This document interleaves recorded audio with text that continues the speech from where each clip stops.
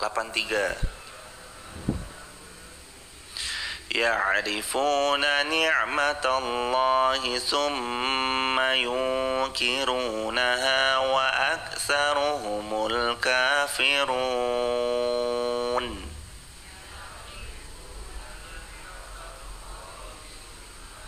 84 An-Nahl 84. Wa yawma nab'atsu min kulli ummatin syahida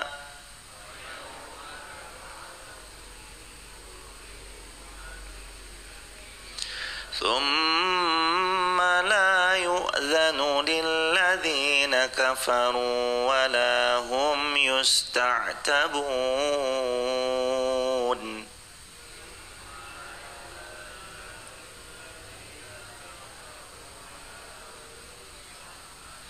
وَإِذَا رَأَى الَّذِينَ ظَلَمُوا الْعَذَابَ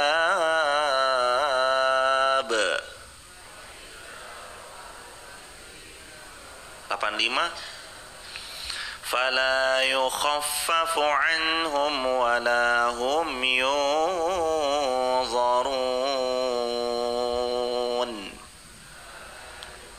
86 siap-siap. وَإِذَا رَأَى الَّذِينَ أَشْرَكُوا شُرَكَاءَهُمْ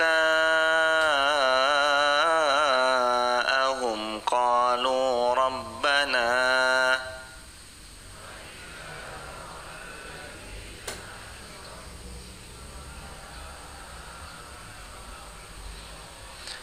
رَبَّنَا هَؤُلَاءِ شُرَكَاؤُنَا الَّذِينَ كُنَّا نَدْعُو مِن دُونِكَ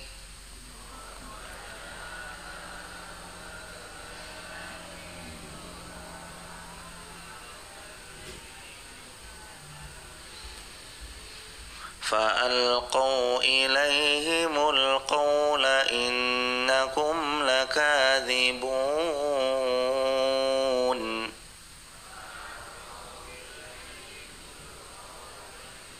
Terakhir 87.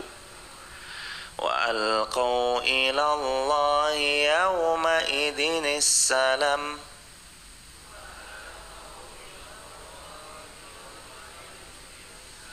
وَضَلَّ عَنْهُمْ مَا كَانُوا يَفْتَرُونَ.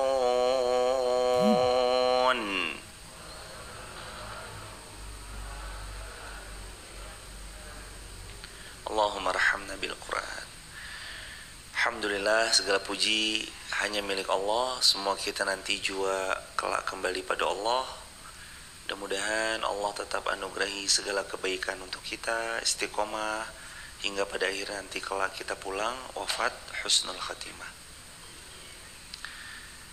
Kedua kalinya salawat bertangkaikan salam pada manusia yang paling kita cintai adalah Rasulullah Muhammad sallallahu alaihi wasallam. Ayat ke-80 hingga ke-87. Dan Allah menjadikan rumah-rumah bagimu sebagai tempat tinggal. Mim buyutikum sakana.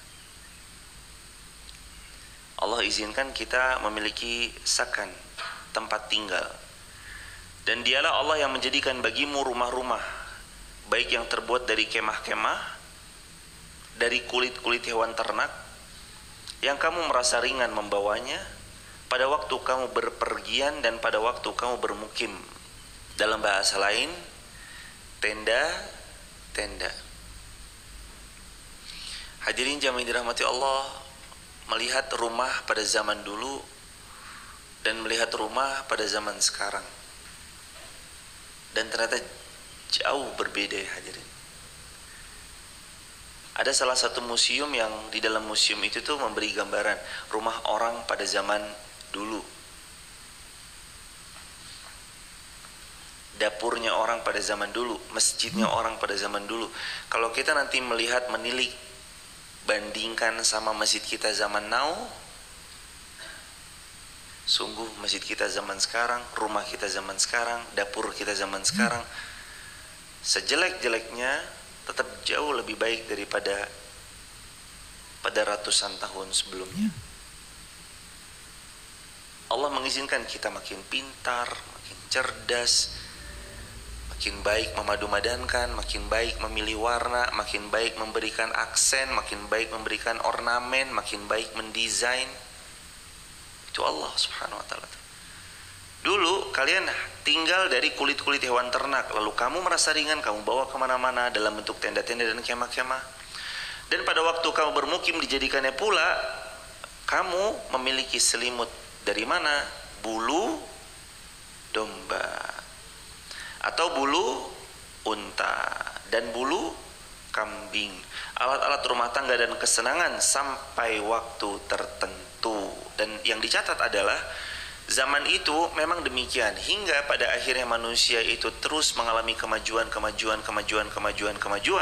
Dia mendapati banyak ilmu yang dia miliki, lalu bertemu dengan segala macam yang tadi kami sebutkan di awal. Wa asy'ariha asasa wa mata'an ilahin, yang semuanya itu mata', perhiasan, ilahin, sampai batas waktu yang ditentukan. Jadi kita dikasih perhiasan tuh untuk nikmati sampai batas waktu yang ditentukan. Perhiasannya macam-macam. Kendaraan, tunggangan itu perhiasan, sakana, tempat tinggal itu perhiasan, pakaian itu perhiasan, apa yang kita kenakan itu perhiasan, semua yang melekat itu perhiasan. Jadi kalau kita hanya fokus memikirkan perhiasan yang ada di luar tanpa sibuk memperhatikan, mempersiapkan jumpa sama Allah dengan perbekalan terbaik, sejatinya ada yang dilalaikan pada hakikat hidupnya manusia, yaitu tentang perjumpaan kepada Allah Azza wa Jalla.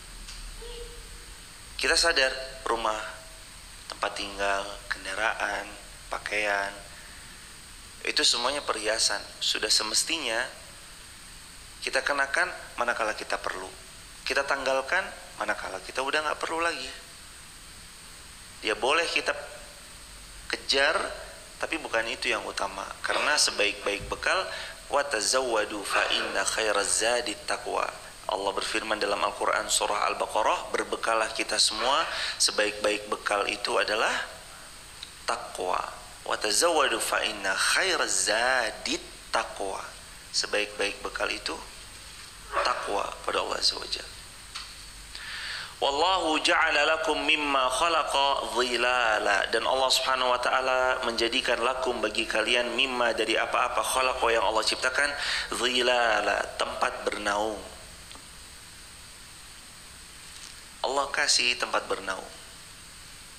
Apa tempat bernaung itu? Apa aja? Ya rumah, ya pepohonan, banyak tempat kita bernaung. Dan salah satunya adalah rumah yang hari ini kita huni, itu pun juga bisa disebut tempat bernaung. Wa ja'ala lakum minal jibali aknana, dan Allah Subhanahu wa taala menjadikan untuk kalian dari gunung-gunung aknana, tempat tinggal.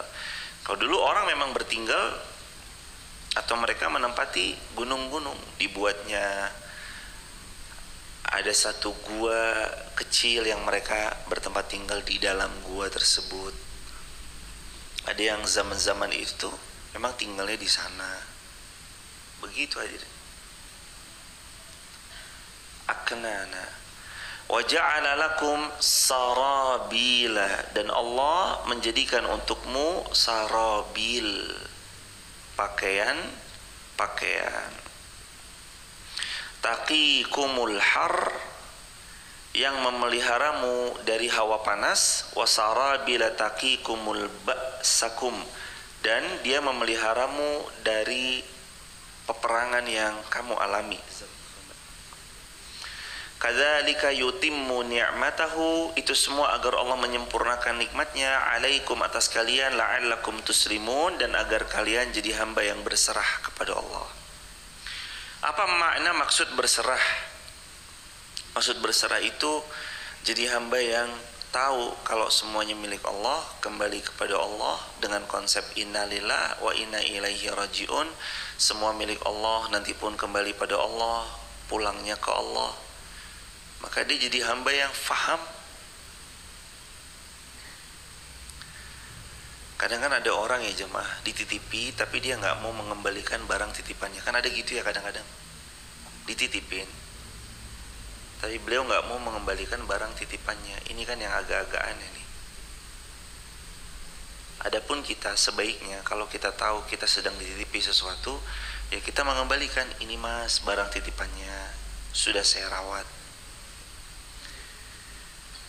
Dalam hidup ini sejatinya Allah tuh lagi nitipin aja sama kita. Banyak hal yang dititipkan Allah ke kita, ya kesehatan, ya badan kita, ya tubuh kita, ya penglihatan kita, ya pendengaran kita, ya harta yang kita punya. Dikasih pakaian, kendaraan, motor, mobil, jabatan, jawatan, pangkat.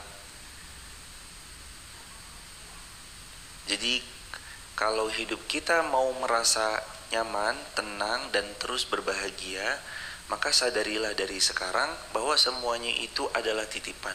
Agar supaya nanti ketika satu persatu diambil, kita nggak ngerasa keberatan untuk melepaskan. Dan ketika satu persatu diambil, kesadaran yang dalam hati muncul adalah langsung menyadari bahwa semua memang milik Allah, nanti kembali jua kepada Allah. Dan lebih daripada itu, kesadaran sejak dini bahwa semuanya milik Allah membuat kita jadi hamba yang berserah. La'allakum tuslimun, supaya kita jadi hamba yang berserah. Oh iya memang ini punya Allah kok. Oh iya memang ini semua miliknya Allah kok.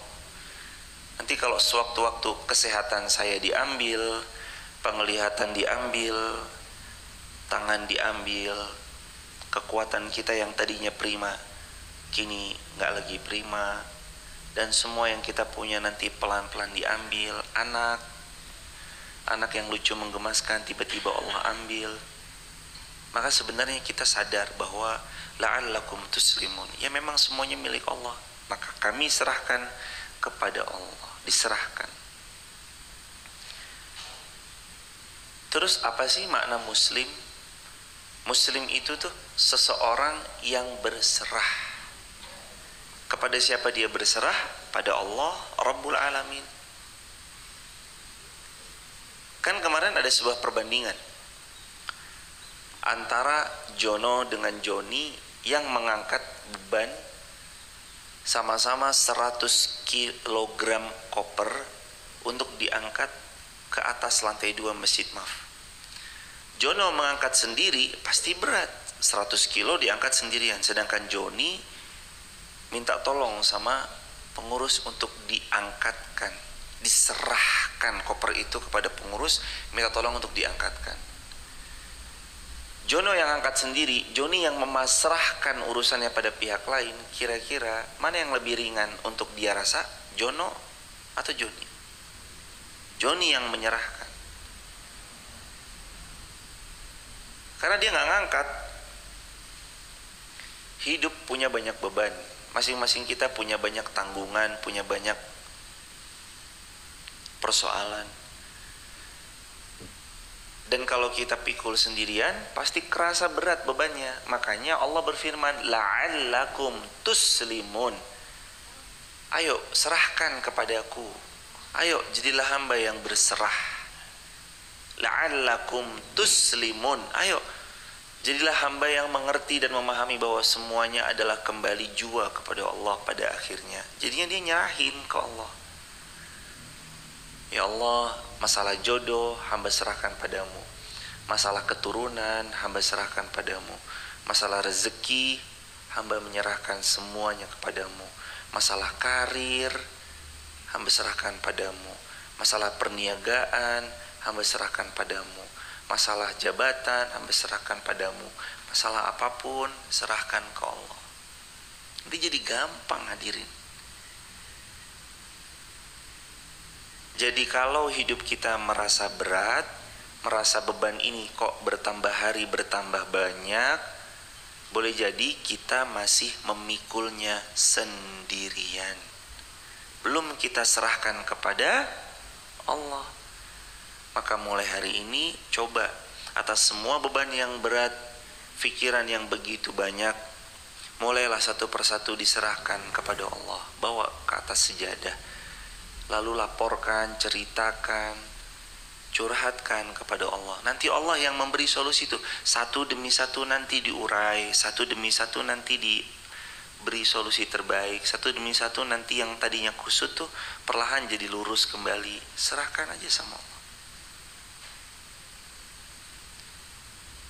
Walaupun kita nanti pada akhirnya agak terlambat. Maksudnya terlambat di sini bukan dari awal kita nyerahin ke Allah, tapi udah di titik akhir baru nyerahkan ke Allah. Nggak apa-apa daripada nggak sama sekali. Serahkan ke Allah. Karena satu-satunya sumber solusi hidup kita yang bisa memberi semua ketenangan yang selama ini kita nanti-nanti cuma Allah. Alaikum la'allakum tuslimun kadzalika yutimmu ni'matahu alaikum la'allakum tuslimun. Seperti itulah Allah menyempurnakan semua nikmat-nikmatnya. Sempurna. Allah ngasih nikmat tuh sempurna banget. Sempurna sekali. Dikasih kesehatan sempurna, dikasih penglihatan sempurna, dikasih tenaga alhamdulillah sempurna, dikasih rezeki sempurna untuk kita nikmati. Hidup adalah tentang menikmati, bukan sekedar memiliki. Karena toh banyak yang memiliki pada akhirnya nggak bisa menikmati. Seseorang yang kaya raya membeli villa di Dieng. Beliau tidak tinggal di Wonosobo, tapi tinggal di sebuah kota.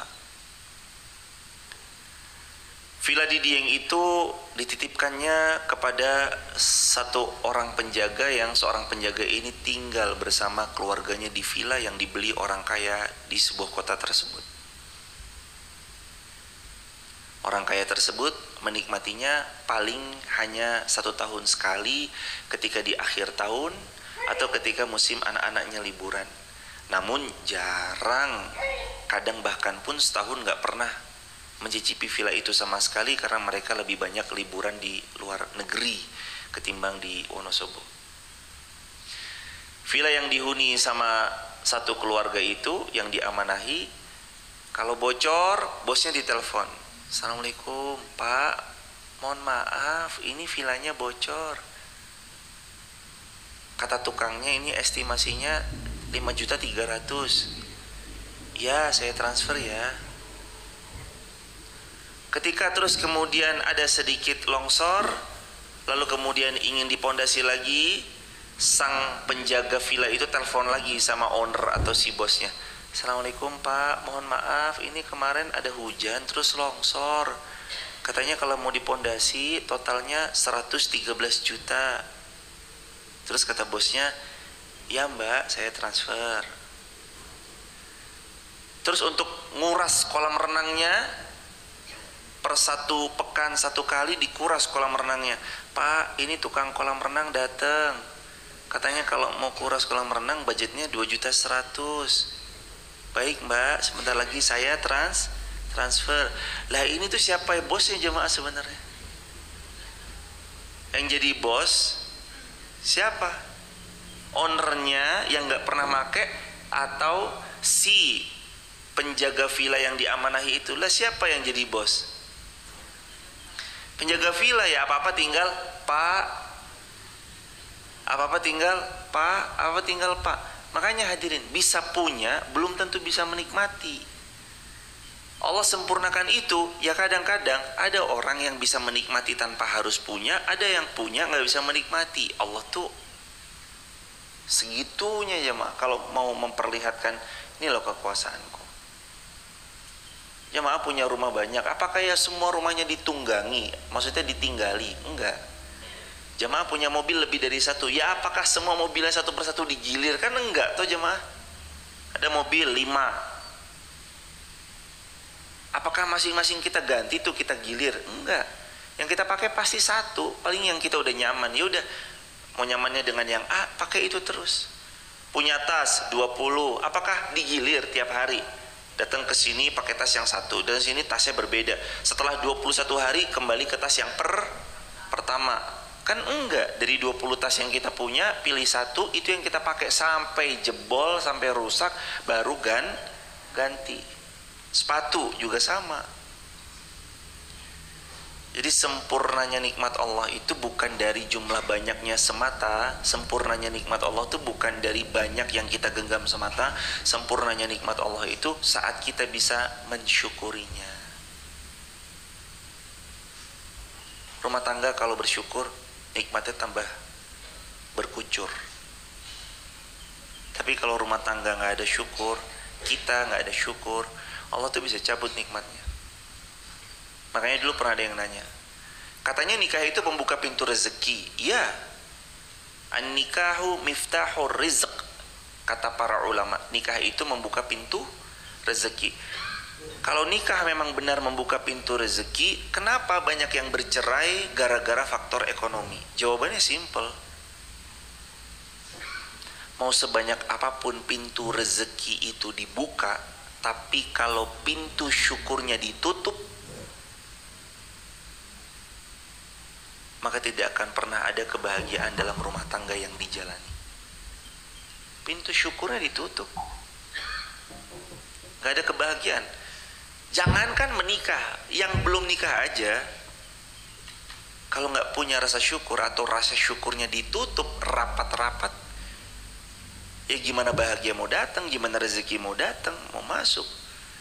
Rezeki itu gampang datang sama orang yang satu, pandai bersyukur, dua, jujur, tiga, amanah, empat, murah senyum. Coba jemaah, ada 2 toko, yang satunya mengkerut, beli apa? Ambil sendiri, gak usah manja jadi customer tuh, digituin. Sama satu toko yang, iya ibu selamat datang, iya pak selamat datang, ini menu kami, silakan pak. Oh apa? Oh baik, nasi goreng pedas atau pedas sedikit atau pedas banyak? Pedasnya gimana pak? Pedas sedang aja. Oh ya, mau minum apa pak? Ini lebih senang dilayani sama yang A atau yang B? Yang B. Rezeki itu mudah datang sama yang baik, ramah, murah senyum, luwes, akrab, orangnya dekat, nggak jauh. Kalau orang udah jutek dulu kan kita ngerasa jauh ya, jauh jemaah. Orang itu kadang membeli sesuatu itu bukan karena sekedar kita memang perlu, walaupun sebagian iya kita perlu, tapi kadang kita lebih ngerasa seneng membeli dari yang dekat. Beli dari yang dekat. Oh kenal tuh, oh ya udah beli sama yang kenal, daripada beli sama yang enggak kenal. Kalau yang enggak kenal, apalagi jumlah uangnya uang besar, kita nggak tahu uang kita nanti dibawa kemana. Apalagi uang besar gampang diputar-putar kan. Kadang orang kalau udah bisnisnya besar tuh dikit-dikit dapat ini, diputar dulu buat kemana, hingga pada akhirnya hilang uangnya kita.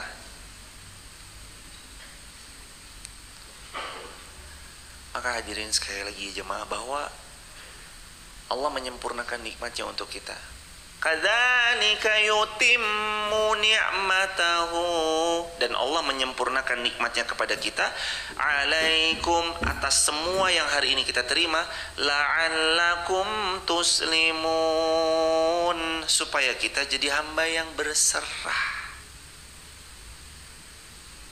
Kan nikmatnya udah Allah kasih kan, ayo serahin ke Allah. Jamaah beli mesin cuci, mereknya taruhlah C. Nanti kalau rusak, servisnya di merek C atau merek D? Tetap C. Servisnya mesin cuci kita yang sedang trouble tetap datangnya ke C. Ini aneh kita kadang-kadang. Rezeki dari siapa? Kesehatan dari siapa? Punya keluarga yang harmonis dari siapa? Punya semua kenikmatan, tunggangan yang prima dari siapa? Punya sakan, tempat tinggal dari siapa? Kok kalau ada masalah, ngadunya bukannya kepada Allah, tapi kepada makhluk? Ini kan problem. Pantas jemaah, hidup kita tuh kayaknya seolah masalahnya gak kelar-kelar. Itu tuh ibarat kita punya mesin cuci merek C, begitu rusak, lapor dan servisnya ke merek D. Ya mesin cucinya biasanya ya pasti tambah rusak. Sang pencipta adalah yang paling tahu tentang apa yang dia ciptakan. Owner dari sebuah brand C dengan salah satu produknya adalah mesin cuci C, dia lebih tahu. Mesin cuci ini saya desain, memang desainnya begini, komposisi dalamnya tuh ada yang ini, bautnya baut seri ini, murnya mur yang seri ini, ukurannya ukuran segini. Itu tuh semuanya jelas jemaah. Ntar kalau rusak datangnya ke sini ya. Kemarin beli sejadah aja, owner atau pihak dari sejadah itu bilang, Mas, sejadah ini nggak bisa sembarang dicuci, nggak bisa sembarang di laundry. Nanti kalau kotor, panggil kami yang nyucikan. Kami punya alatnya khusus untuk mencucikannya. Nanti mencucikannya itu begini dan begitu, harus begini dan begitu. Karena kalau sembarangan nanti ini dan itu, nanti ini dan itu. Dan begitu kan hadirin. After sales, kita ciptaan Allah. Sebagaimana Allah berfirman dalam Al-Quran, laqad khalaqnal insana fi ahsani taqwim. Allah menciptakan manusia. Berarti nanti kalau manusia ini ada masalah, harusnya lapornya ke siapa? Ke Allah, jangan yang lain. Sebuah brand mobil merek A, ya kalau ada trouble, datang ke sebuah brand mobilnya merek A, ke servis counternya merek A. Saya ada masalah nih di kaki-kakinya, tolong diperiksa ya. Oh ini karena begini nih, ini harus diganti nih. Akhirnya selesai. Datang ke bengkel sembarang bengkel, bukan bengkel yang ahlinya. Pada akhirnya nanti tambah rusak. Apalagi kalau ternyata ada niat jahatnya, na'udzubillah summa na'udzubillah. Gimana caranya biar dia balik lagi ke bengkel saya? Oh ini harus digini ini biar besok dia balik lagi. Waliyadzubillah. Takut-takut kita sebagai hamba yang enggak nyerahkan dirinya kepada Allah, curhat kepada makhluk, makhluk punya niat tertentu sama kita. Akhirnya mumpung dia sudah jatuh, ditimpa tangga sekalian. Udah jatuh timpa tangga, disembelih sekalian. Kadang kan dalam kondisi-kondisi terhimpit tuh orang mudah dimanfaatkan. Iya, habisin sekalian. Mumpung nih dia lagi dapat masalah, saya mudah-mudahan mengincar tanahnya, ngincar kendaraannya, ngincar ininya, ngincar itunya. Akhirnya buyar semuanya. Coba dibaca lagi di ayatnya pelan-pelan. Ayat 81. Kadzalika yutimmu, Allah tuh menyempurnakan ni'matahu alaikum, semua nikmat yang Allah berikan kepada kalian, la'allakum tuslimun, agar kalian jadi hamba yang berserah. Jadi kalau sampai hari ini hidup kita masih sering belum bahagianya, masih sering keluh kesahnya, masih banyak permasalahannya, seolah kok kayaknya kita nggak ngelihat titik terangnya, coba satu hal ini, kembali kepada Allah.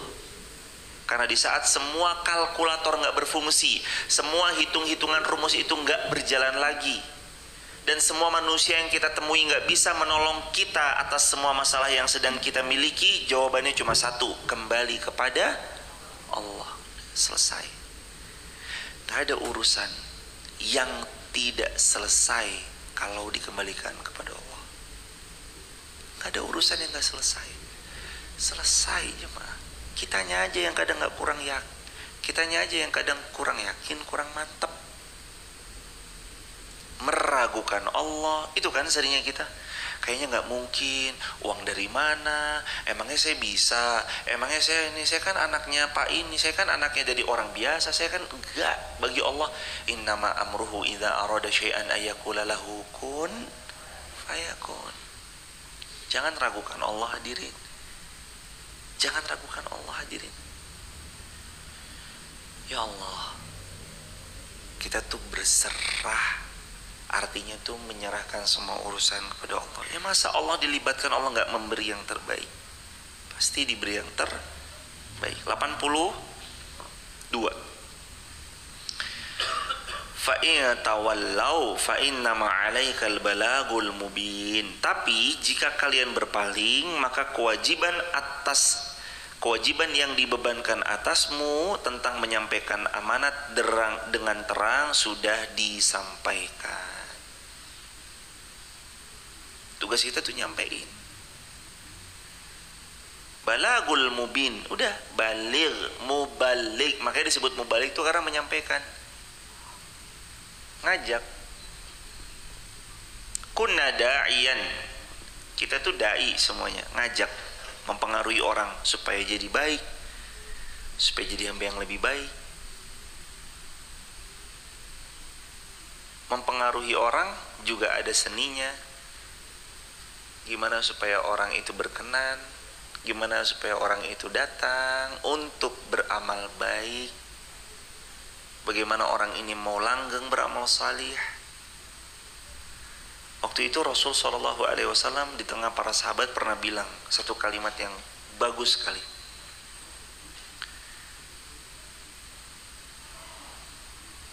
Basyiru wala tunadziru. Basyiru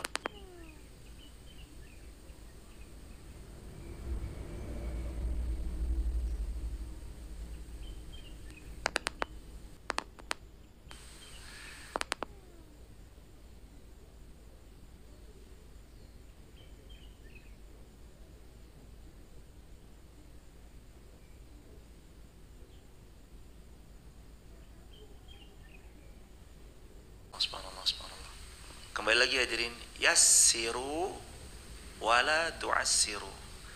Kata Nabi, permudah, jangan dipersulit. Wa basyiru wala tunaffir. Basyir itu artinya kasih kabar gembira, jangan kasih kabar yang membuat mereka lari. Jangan kasih kabar yang membuat mereka lari. Kita lanjut. Ayat 83. Mereka mengetahui nikmat Allah, kemudian mereka mengingkarinya, dan kebanyakan mereka adalah orang yang ingkar kepada Allah.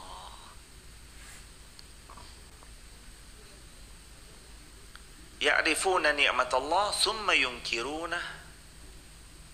Ya, mereka tahu nikmat Allah tapi mereka ingkari. Yunkirunah, mereka tahu nikmat Allah tapi mereka enggak syukuri. Wa aktsaruhumul kafirun, dan kebanyakan mereka bukan hanya cukup sampai orang-orang yang enggak mensyukuri nikmat, tapi kebanyakan mereka orang-orang yang kufur. Ayat 8. Ummatin syahida, dan pada hari ketika kalian nanti dibangkitkan, dari setiap umat syahida akan mendapati adanya saksi daripada seorang rasul yang telah menyampaikan kebenaran pada mereka. Summa, kemudian la yu'zanu lilladzina kafaru, tidak diizinkan kepada orang-orang yang kafir untuk membela diri. Wala hum yusta'tabun, dan mereka tidak pula dibolehkan untuk memohon ampunan. Wa idza ra'al ladzina zalamul adab, dan apabila mereka telah menyaksikan orang-orang zalim itu terhadap azab yang mereka terima, fala yukhaffafu anhum wala hum yunzarun, maka tidaklah mereka dapatkan keringanan dan tidak pula mereka diberi penangguhan. Wa idza ra'al ladzina asyraku syuraka'ahum, dan apabila telah melihat orang yang mempersekutukan Allah atas sekutu-sekutu mereka, qalu rabbana haula, mereka mengatakan, ya Allah, inilah mereka sekutu-sekutu kami yang dulu kami pernah sembah mereka selain Engkau. Fa'alqau ilaihimul qaul, lalu mereka menyampaikan kepada mereka, artinya kepada sembahan-sembahan itu, perkataan, innakum lakadzibun, kamu benar-benar pendusta. Dalam arti lain, orang yang dulu di dunia menjadikan ada sembahan lain selain daripada Allah, nanti di sana mereka akan berjumpa lagi sama dulu yang pernah mereka jadikan ilah selain Allah. Lalu mereka bilang kepada Allah, ya Allah, ini loh dulu ya Allah. Ya Allah, dia nih dulu nih. Dia dulu adalah sesembahan kami semasa kami di dunia. Tapi ternyata sekarang dia nggak bisa nolong kami sedikit pun. Terus mereka melemparkan perkataan itu kepada berhala-berhalanya, dan berhalanya mengatakan sesungguhnya, dan mereka mengatakan kepada berhala-berhala itu, sesungguhnya kalian ini adalah pendusta. Lakadzibun, pendusta. Masalahnya karena mereka nggak nyerahin ke Allah jemaah, makanya runyam jadinya. Karena mereka nggak mau menyembah Allah, akhirnya jadi persoalan di hari itu. Cukup untuk kita Allah, fasayakfikahumullah, hasbi Allah. Cukup bagi kita Allah tuh cukup. Jangan ada sesuatu lain selain Allah. Cukup buat kita Allah, cukup. Nggak perlu ada yang lain. Dan terakhir, wa alqau ilaihim yauma idzinis salam. Dan mereka menyatakan kepada Allah yauma idzinis salam, pada hari itu bahwa mereka tunduk kepada Allah. Di hari itu mereka bilang, kami tunduk padamu ya Rabb. Wa dhalla anhum ma kanu yaftarun, dan lenyaplah dari mereka segala yang mereka ada-adakan. Bahasa lainnya, di hari itu mereka baru tunduk ke Allah, tapi sayang 1000 sayang, kalau kita tobatnya hari ini, tobat kita diterima. Tapi kalau tobatnya nanti setelah hari berbangkit, tobat itu udah gak ada artinya. Udah gak ada artinya lagi hadirin. Tobat itu sekarang, mumpung sekarang, tobat itu diterima. Tapi kalau tobatnya nanti, udah gak ada artinya jemaah. Tobat kita diterima kalau sekarang diterima nih. Kalau nanti setelah masuk ke liang kubur, bisa gak bertobat di liang kubur? Kalau sudah wafat gak bisa hadirin. Bahkan kata Nabi, jangankan sudah wafat, masih hidup aja, kalau dua hal ini terjadi, innallaha yaqbalu taubatal abdi ma lam yugorgir, Allah menerima taubatnya seorang hamba selama nyawanya belum sampai kerongkongan. Itu diterima yang pertama. Yang kedua, sebelum matahari terbit dari barat, tobat diterima. Kalaupun kita masih hidup tapi mataharinya terbit dari barat, tobatnya udah ditutup hadirin. Atau nyawa kita sudah sampai ke kerongkongan, tobatnya ditutup. Sedangkan Imam Ibnu Katsir pernah berkata bahwasanya seseorang itu akan mati di atas kebiasaan. Tergantung kan kebiasaan apa yang mau kita lakukan. Seseorang yang biasa berbuat baik, insya Allah dengan taufik dan izin Allah, wafatnya di atas kebaikan yang beliau amalkan. Kebaikan yang beliau amalkan. Biidnillah, biidnillah, biidnillah. Perlahan jamaah, biidnillah. Ayo kita serahkan semua ke Allah. Jadi hamba yang makin yakin sama Allah. Aduh, saya mah puyeng Kenapa memangnya mas? Habis kayaknya seolah Allah gak mendengar doa-doa saya. Bukan Allah gak dengar, tapi kadang kitanya yang kurang yakin sama Allah. Allah dengar doa-doa kita. Allah tahu kebutuhan dan hajat-hajat kita. Dan yang satu lagi, Allah paling tahu kapan waktu terbaik untuk kita menerimanya. Jadi jangan minta dipercepat, jangan tergesa-gesa. Allah yang tahu. Hambaku, kamu tuh kalau aku kasih sekarang, nanti muncul ketidaksiapanmu, akhirnya malah membahayakanmu. Kayak yang berulang-ulang, sering kita ulang-ulang. Kalau kita minta 20.000 liter tapi kita baru punya wadahnya segelas, kira-kira kalau 20.000 liter itu digerojok, diberi sama kita, kitanya tenggelam gak? Tenggelam hadirin. Gak siap. Allah tahu kapan waktunya. Makanya jangan yakjal, jangan tergesa-gesa. nikmatin aja proses berdoa, proses meminta, proses doa lagi, minta lagi, merengek lagi, memohon lagi, minta. Malam ya'jal, asalkan jangan tergesa-gesa. Ini wadah kita. Kalau memang kita baru pantasnya 1 liter, dikasih 1 liter. Nanti kapan kita pantasnya 20.000 liter, saat wadahnya siap, timnya siap, SDM-nya siap, orang-orang yang membersamai orang-orang amanah, dikasih jemaah. Tapi kalau sekarang belum siap, digerojok, dikelilingi orang-orang yang gak amanah, hancur.